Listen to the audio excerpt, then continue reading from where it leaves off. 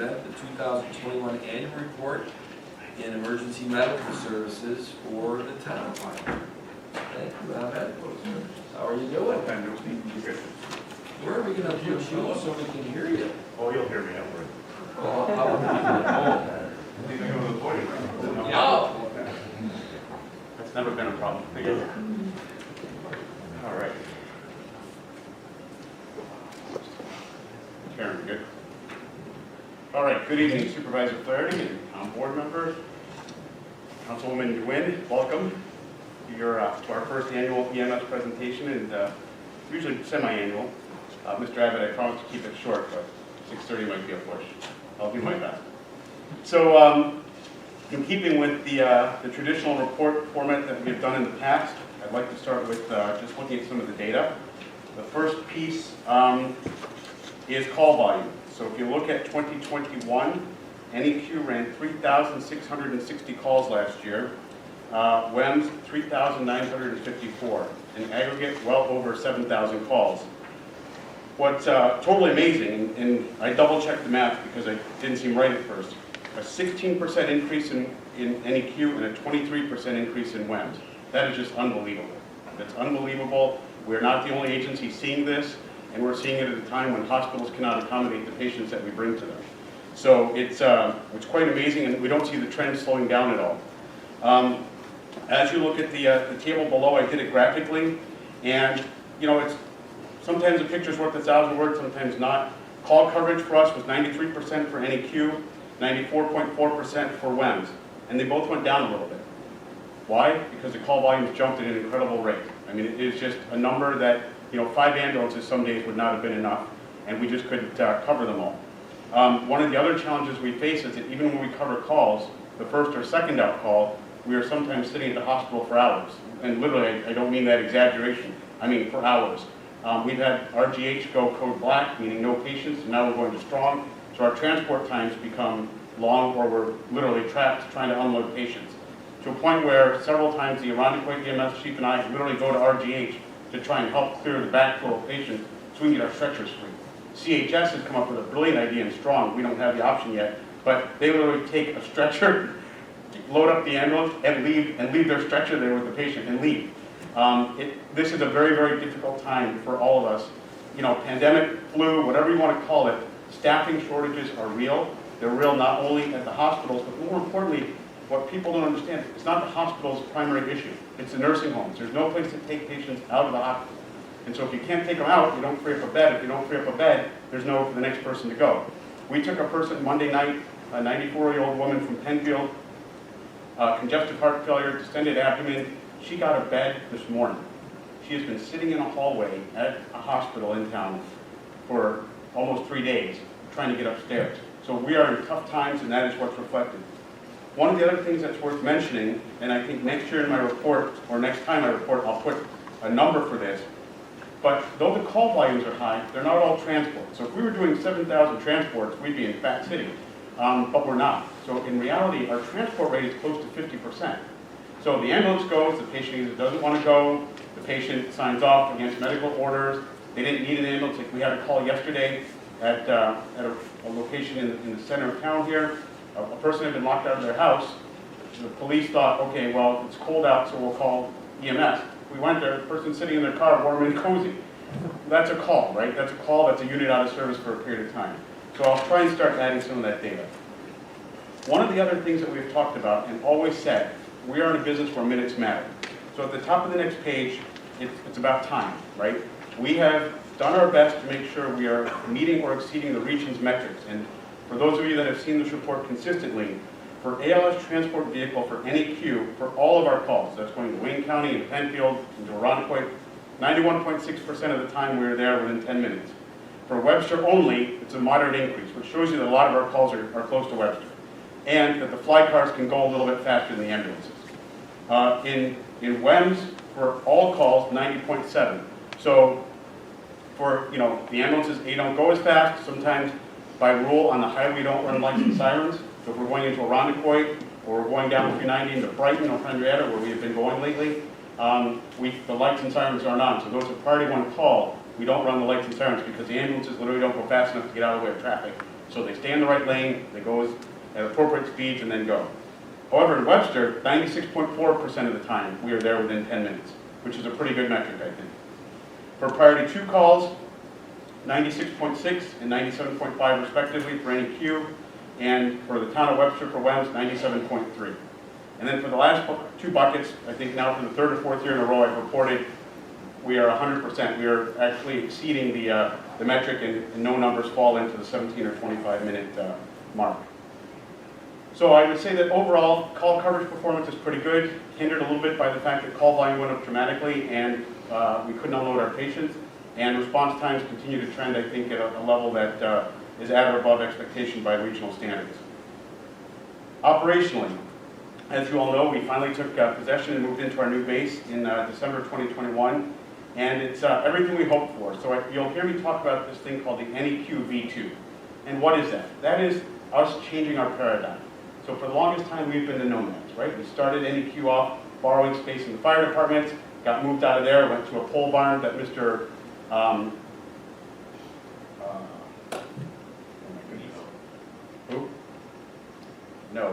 Bolter. Mr. Bolter gave us on publishers, no heat, no bathrooms. We had to plug our trucks in. Then Mr. Viola, Andy Viola and his family took good care of us for almost a dozen years on Ridge Road.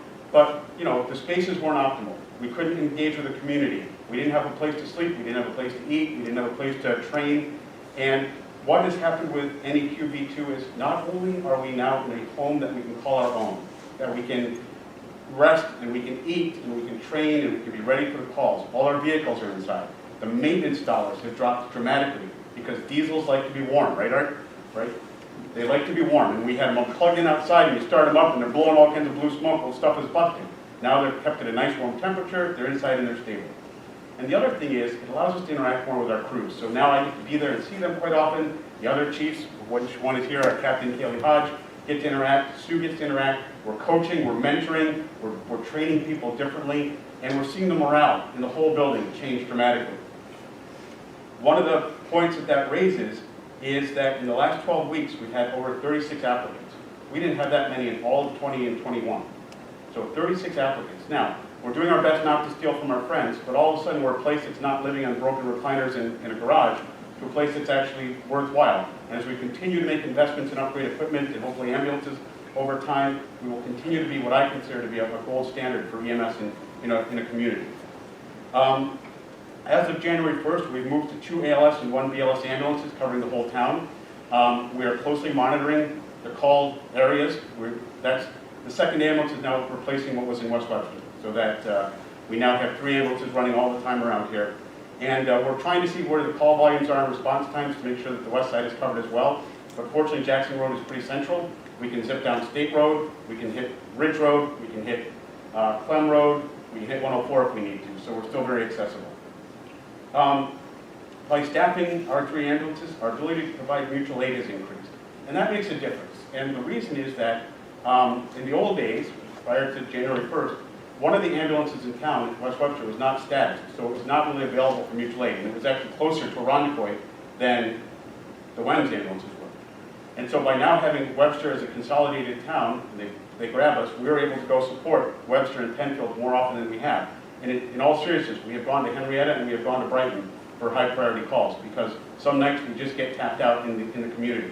And so it's nice to know that Webster has now added value at another layer and level in the region. We've also added 2 more RSI providers. So we had 3, we lost 2, we've come back up to 3, and we'll be sending 2 more to class in the near future. So if you remember, what is RSI? That is where you can give medication to a patient to manage their airway. We basically paralyze them so that their throat becomes relaxed so you can pass a breathing tube. So it's for patients with head injuries where their jaws are clenched, significant trauma, sometimes patients with strokes will clench down, and it's a way to help make sure you're getting life-saving oxygen through a controlled process.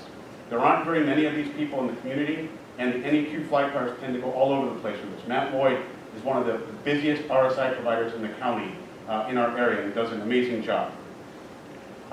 Some of the other things we do is we now sit on the Monroe Livingston Regional EMS Council, which we've done for a little while, and soon in April we will chair the Public Information and Education Committee. So as you know, one of the things that we wanted the new base to do was get more engaged with the community, And so we are going to take up that role at a regional level and help increase awareness about EMS and all the things that we do and some of the challenges we face in the community. We've also really recently founded the Monroe County Executive EMS Chiefs Organization. So the police have an executive chief's office, the fire had an executive chief's office, and EMS had no way to really talk to each other. You know, we had the challenges that are going on in the city of Rochester. It's not an AMR problem. I mean, yes, they have challenges like all of us, but if they can't get offloaded at Strong or RGH, they get backed up too, then Monroe comes in, then Irondequoit, Brighton, and Gates come in, and then well, it's just a big sucking black hole. And so a few months ago we said, you know what, if others aren't going to help us solve our problem, we have to do it collaboratively, right? It's easy to think of AMR and Monroe as commercial agencies, and another group of us as nonprofits, and a few of us as volunteer fire departments. In the end, we are all EMS providers in Monroe County. And so we are chartering an organization called the Monroe County Executive EMS Chiefs Organization, and one of our first acts was to work with the county and ask for some of the ARPA money, right? The fear was 17 of us made 17 different asks. What you get out of that is zero, right? And it shows a lack of unity and a lack of organization. And so we put together one proposal for a few $1 million to ask for training and recruiting money, right? We don't want you to help us fund our operations. We don't want us to help you, buy stuff for us. What we need is we need people, right? Without people, we don't man ambulances. Without staffing ambulances, we don't take calls. And our biggest challenge is we are losing people in this business faster than we're recruiting them. Monroe and AMR have had classes where they're literally paying people to come to the class. They can't fill them. MCC's classes, EMT and paramedic, are not always full. And we're not getting people to graduate through, and when they do, what are they doing? They're getting their EMT or paramedic through a while here. They're either then going to work at the hospitals, which are now paying $45 to $50 an hour to work to staff their EDs, which are killing us, or they're staffing these FEMA ambulances going all over the country and getting paid $50 an hour to go somewhere else. So we are not keeping our talent here if and when we get it. So we've got to change that paradigm. One of the other things that we're doing is we've become one of 2 test sites for the CAD integration and charting software. Why do you care about that? We want to ensure the quality of reporting in the community and in the region, right? Right now, we all have a PCR system, and then we all have to kind of take the data from the computers and manually put it in. Well, that's fraught with errors and omissions and things like that, and it takes a lot of time. So we're trying to find a way to do a seamless integration, and NEQ will be one of the beta sites for that. Earlier I mentioned some of the mutual aid we give, and I think it's just interesting to look at the table here to show all the places we go. So for WEMS, obviously Rochester, a bunch into Irondequoit, some into Penfield, then Perrington, Seabreeze, the town of Penfield, and the town of Webster. Those are both the West Webster side. So those things we knew.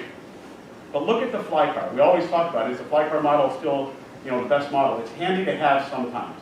We go into Rochester, Brighton, Irondequoit, East Rochester, Ontario, Penfield, Perrington, Seabreeze. You can see the list. It's pretty extensive. So it's nice that we have the ability to be flexible in our response so we can help our neighbors out, which, as you can see, we do quite a bit. We continue to do COVID testing, and we were also the recipients of some free test kits for the community, which we hand out on occasion. And we will resume doing home vaccinations for the shut-ins in February. The last bullet on this page is worth a few minutes, which is Nurse Navigator. Some of you may have heard about this on the media. Recently, there was a little bit of discussion, and I just want to explain. Nurse Navigator is not a way to not treat patients. What it is to help relieve system overload. So you get a patient that calls and says, my foot hurts, right? So it's not I'm having a heart attack, it's my foot hurts. And the dispatcher at 911 will say, okay, are you having chest pain, shortness of breath, are you diabetic, difficulty breathing? No. Okay, then I'm going to transfer you to somebody else. And they bump to this Nurse Navigator. And then they're interrogated again, a whole other series of questions. And if it's deemed that the person doesn't need an ambulance emergently, then they're put in a hold queue for AMR or Monroe, and then every 20 minutes they're called. And if at the next phone call they don't answer, they get an ambulance. Or they say the situation's changed, then an ambulance goes, or else they stay. And what we're finding, we've had 2 of these calls so far in our community, and there are patients that really didn't need an ambulance, right? So eventually they get there, we go pick them up as a priority for later, or someone else goes and gets them, or they find alternate transportation. But the idea is to not even get them to the ED, right? It is not the right place for them.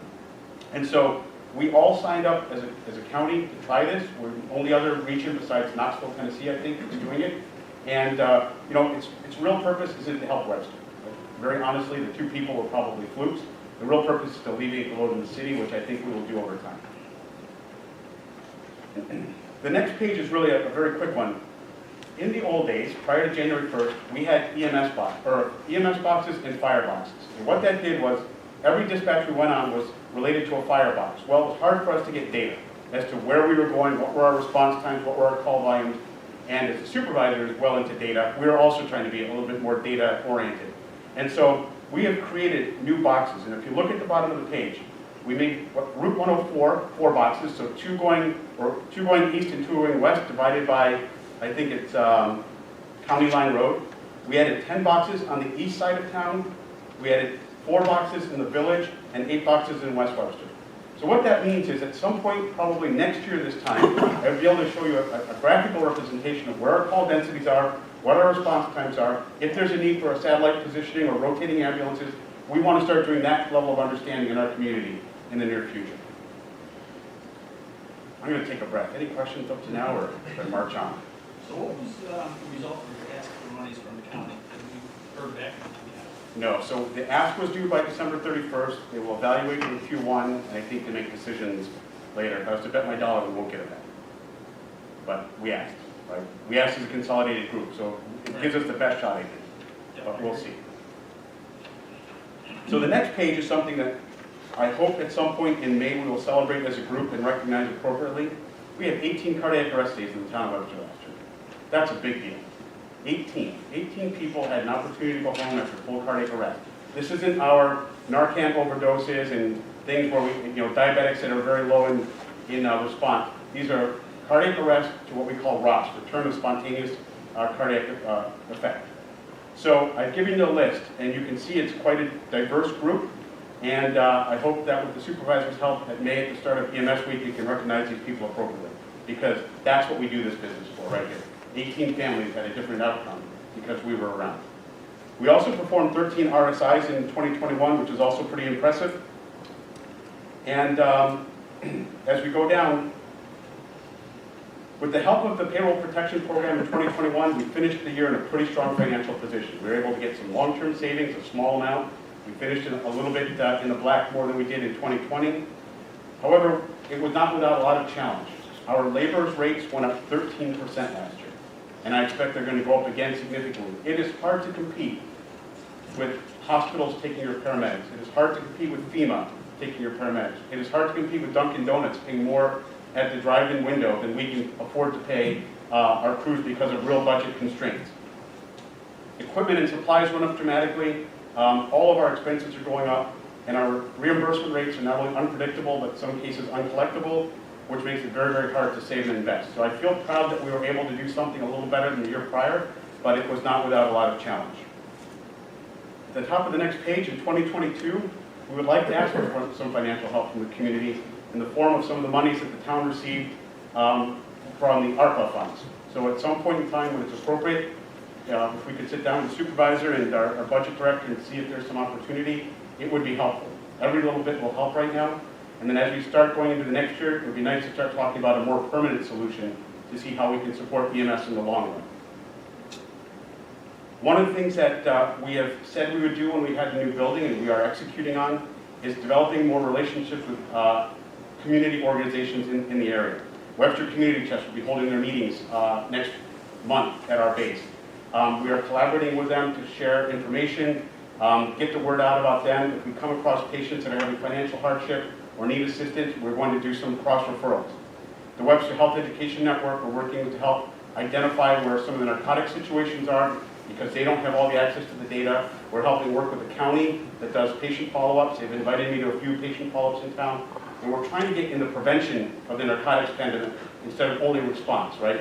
It's very easy to think of an ambulance just as a transport. I want us to think of NEQ and WEMS as a community health support network, not just an ambulance. And so we're trying to broaden our reach. We're working with the Kiwanis Club to talk about some of the camps and scholarships they have to help get some of our children in underfunded communities out to things like that. Working with Webster Fairport Elks, the Chamber of Commerce, the Business Improvement District, and a whole host of other things.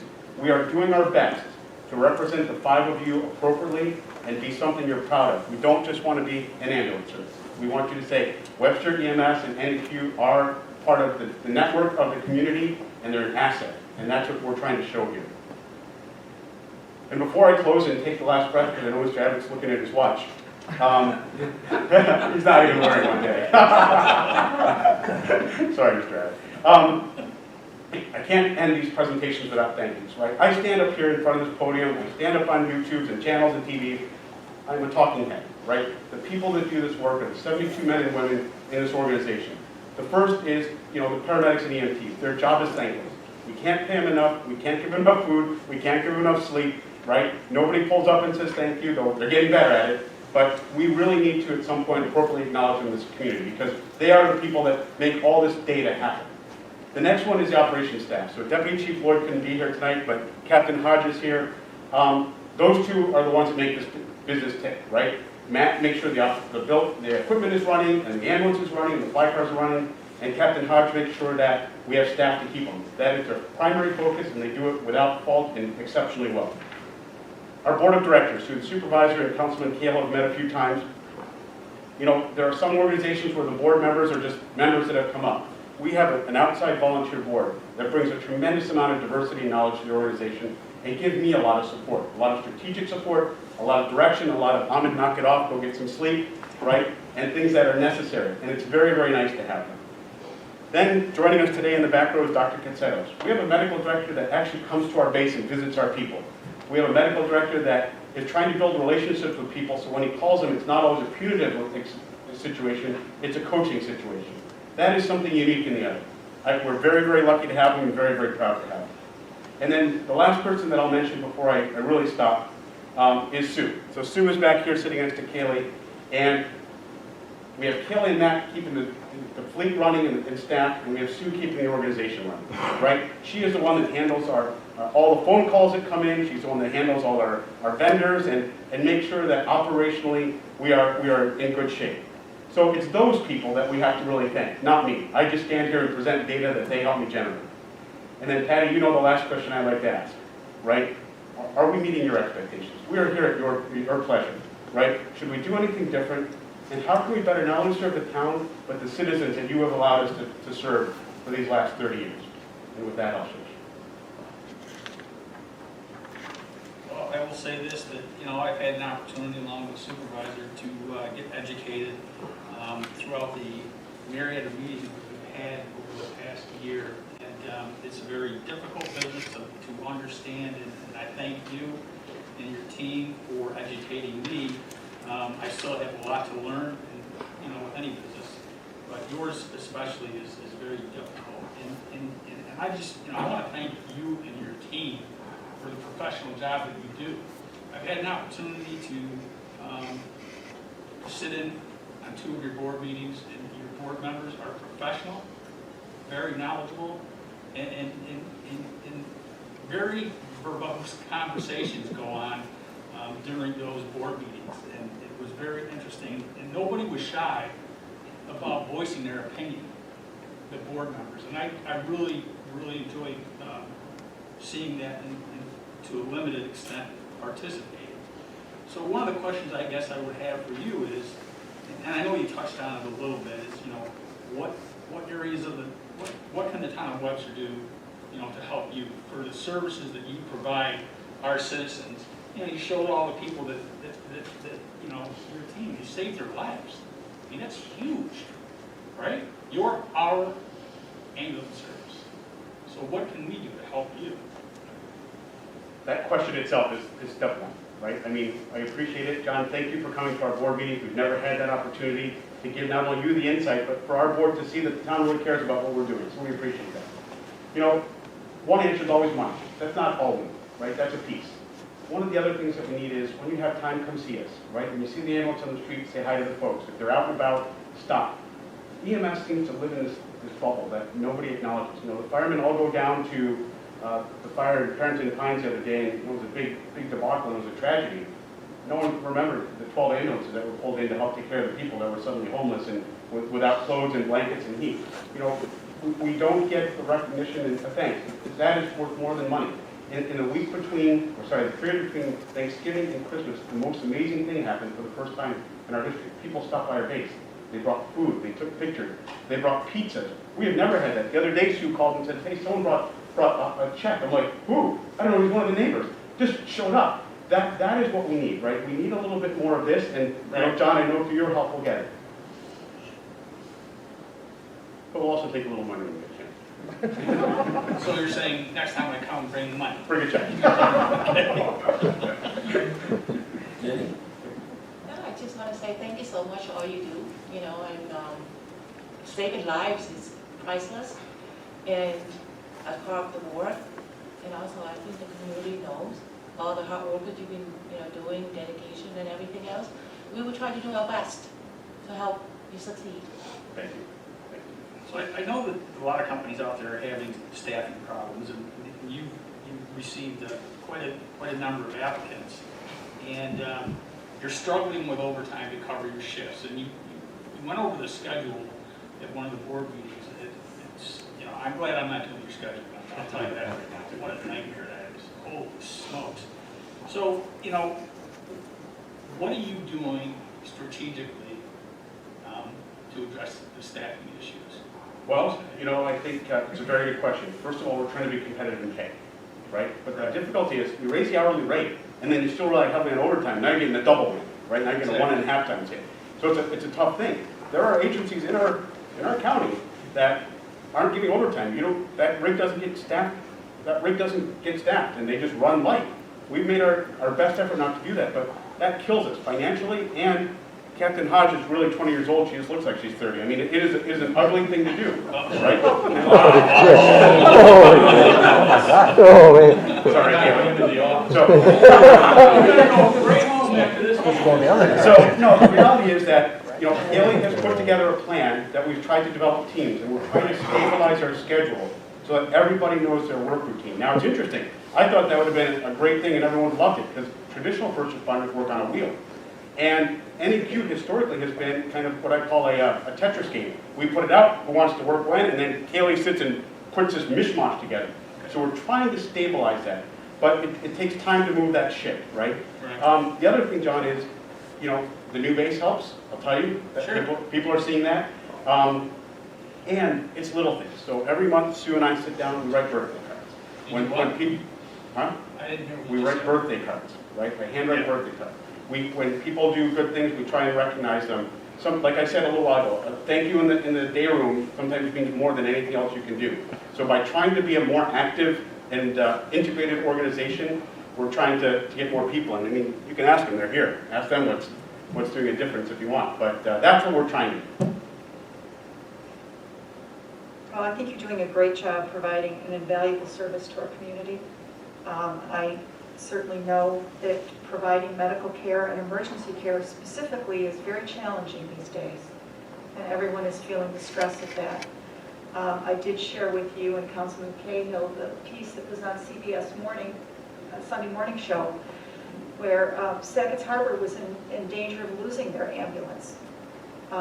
They're not necessarily close to Watertown. There's not a handy place or a quick place that an ambulance will come from. And they are now 100% volunteer, and they are staffed by, I believe it's 10 or 12 high school students who have stepped up, because if you're 17, evidently you can do the EMT training. They are staffing the ambulance in that town, and that's how it survived. So when we look at the professionalism and those who provide care to our town and service, we're really very blessed. Bill? Thank you a lot for the presentation, as always, very thorough. We understand your difficulties, and we'll do the best we can to help. Thanks, Has there been any movement? I know that we were talking several months ago when the essential versus non-essential. That's So what Councilman Cahill is referring to is EMS still does not exist in the state of New York in legislation. Right? We are either a town gets to choose a provider, either their own provider or a contracted provider or something else, or it falls to a fire district. And you know, subsequently we struggle with getting grants because we don't exist. We don't get much from the assistance to firefighter grants, which is billions of dollars every year. EMS gets literally a fraction of a percent. and it's usually fire-based EMS that gets it. And Assemblyperson Lunsford is trying to help put forward legislation with an a senator from up near Watertown area. It has been presented several times and it dies on the vine. There's so much opposition from the fire, because they're trying to get reimbursement to get into EMS. So they have a far more organized lobby than we ever will have.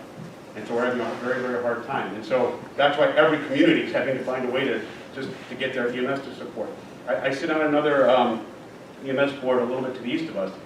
3 nights a week from 1 to 6 in the morning, they shut down their service. They're the 3rd busiest ambulance service near Syracuse because they can't staff and they don't have the money to pay the overtime. So they can only pay what they can pay, and they've chosen to.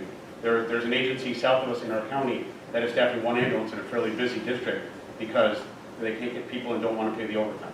So we're getting to points of making very, very hard decisions.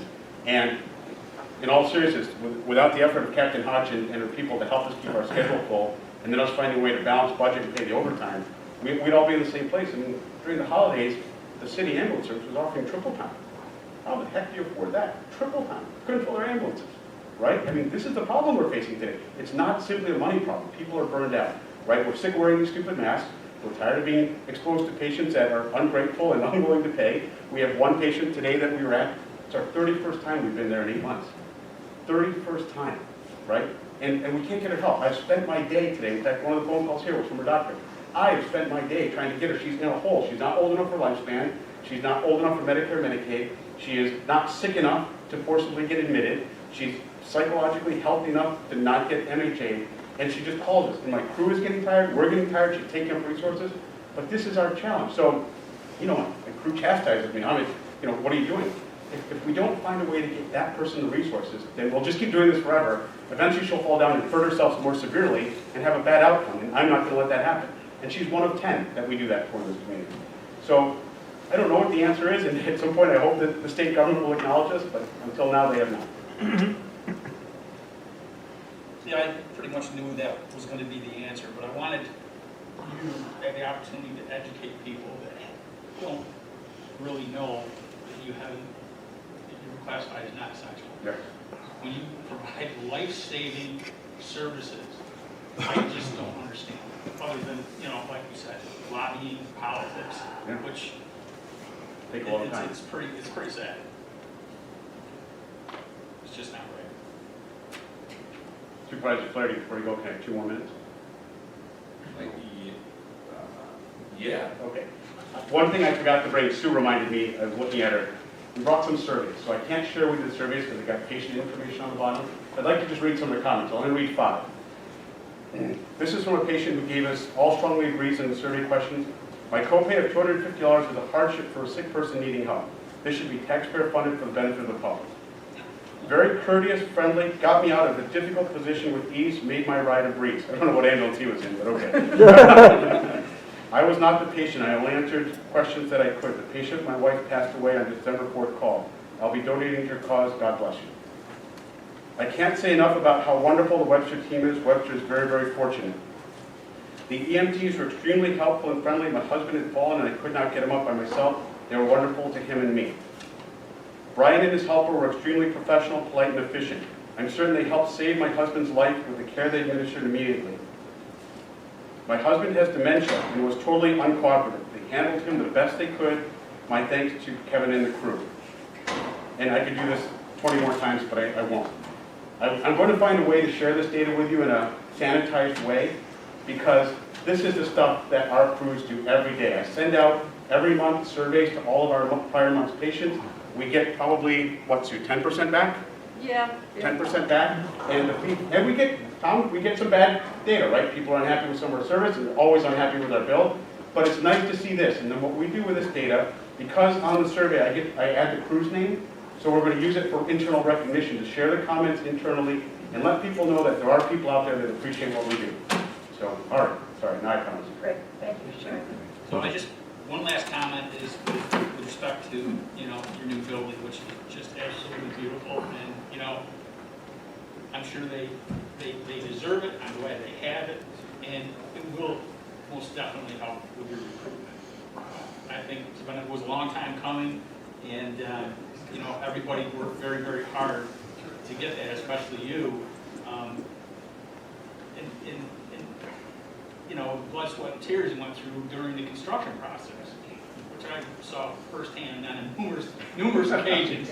I have, you know, I learned a lot about, you know, what was going on over there, but, you know, to go through that thing and see it from basically when it started to after it's been furnished with the beds and you know, the education, it's incredible. It's beautiful. So, long time coming. Congratulations, and I'm glad you have him home. Thanks, John. Hey, Ahmed, without the last 2 minutes that you jumped in with the survey results, I just want to congratulate you because your presentation at the beginning was 23 minutes long. And for all those who are here that were here back on November 16th, my monologue was 27 minutes long. So Ahmed is more succinct than me, right, Bill? It appears so. It doesn't, it though. Well, all jokes aside, November 6th, I mean, this was a recap of 2021, and I really do appreciate that. And we're going to get you out of here tonight. I just want you to know that, and this is important for us to know about. But November 16th dawned a new era. So I'm more interested in 2022 and the continuing relationship, because on November 16th, many of the people that are in the room here know that that's when the board decided to award NEQOLs the whole town under the town's CON. So a lot of the stats that were shown here for tonight for 2021 will be significantly different when Ahmed is back here in January of 2022. How about June? Let's do it early. Okay, because you know what, that would be good, Let's do it because, early. you know, obviously I have a lot of questions I could ask, but I'm gonna save them. Because it's just not fair at this point to kind of compare 2022, where there is no more lease services to the West Webster Fire District, and how that all fits in. And John said we had met with the board of NEQOLs. One thing that was said in that, and I can't stress it enough, and I'm going to end on this, the essential versus non-essential. Unbelievable that you're not essential. The funding and how to have a long-term viable sustainability model for EMS. I said at the board of NEQOLs, I'll say it again, let's get through all this. I know Charlie, our town attorney, and Patty, and John are working with Ahmed and to amend the contract in place between the town and NEQOLs to reflect this new era. I want to get past that so that we can actually work together on whether it's state assemblies or state senates or federal to do something about that essential, non-essential, and that long-term funding. And that's all I have to say. So you did see a significant decrease in your revenue, in that you're not staffing West Webster Fire Department anymore. And I believe that amount was $300,000 to $350,000 per year revenue, right? So when West Webster got out of the fire or the ambulance business, they're saving $300,000 to $350,000 per year, correct? I think so, plus no longer equipment, maintenance, ambulance costs, I mean, probably a little, yeah, better more. Thank you. Thank you, Supervisor Flaherty, thank you, everybody. Thank you very much. I hope we're meeting your expectations.